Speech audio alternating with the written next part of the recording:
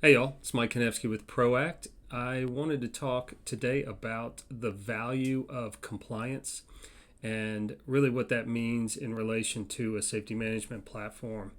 Most importantly, how that affects your program and your data management going forward.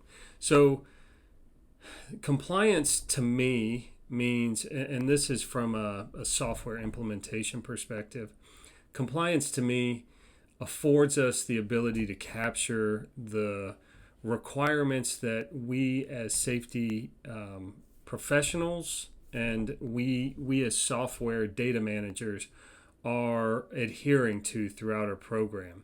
So really, compliance supports the planning piece and then the integration of those requirements throughout the life of the program and throughout the daily activities that we're performing. So what I want to be able to do is touch on the compliance items, what we want to capture inside of a system, and then where, as we are working through the system, where are we touching those things in each one of these programs, and how to work backwards into getting some pretty solid analytics behind it as work is being performed. So, compliance, codes, standards, regulations, policies, procedures, all of the things that we are to adhere to inside of a safety team or safety department, and really what's driving my program.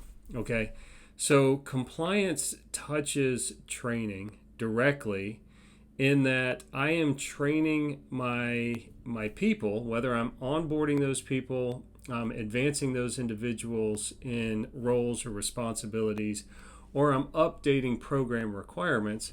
What I'm doing is I'm setting up a training program and I'm linking those back to really what's driving those in my compliance requirements. So whether it's a policy or a procedure or an OSHA regulation or standards or requirements, really, I want to make sure that my training is directly synced back to compliance. Okay? And now, really, what I want to do is I want to make sure that as things occur throughout the day or throughout my safety program activities, I am able to take a step back and tie a safety event or an observation or even a JHA or a JSA. I'm able to take those items like a toolbox topic. I can take a toolbox topic, and if I publish a toolbox topic, I can relate that back to my compliance. And when I relate it back to my compliance, it moves me into, okay, these are the training items, or this is the training material that I've used to communicate my training or my toolbox topic. Okay, so I'm driving everything back to compliance, and I'm managing all of my bits and pieces along the way to the compliance requirements that I have set up in the system. So the one other thing that I wanted to touch on, and I really think that this is important as we work through setting up a program, or at least understanding what some of the reports, some of the outputs ought to look like in the system. What I really want to make sure is as I do these things, and I'm going to touch on audits specifically, as I perform an OSHA audit, or I do a supervisor audit, or I have my supervisors performing their manager audits, or an impromptu audit, all of these questions that are being asked inside of an audit are on purpose. We are asking these questions because they relate back to compliance.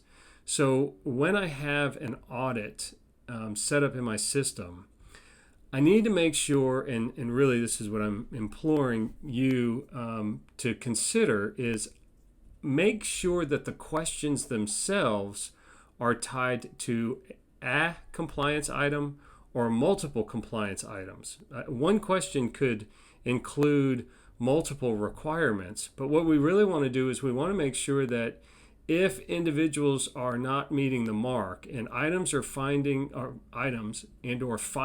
related to the responses to these audit questions are being captured, whether they're unacceptable or fail or whatever, does not meet requirements, does not meet standards. If these are the responses that we get, we want to be able to tie that back to compliance so I can see very, very distinctly those compliance items and where I'm falling short in my program.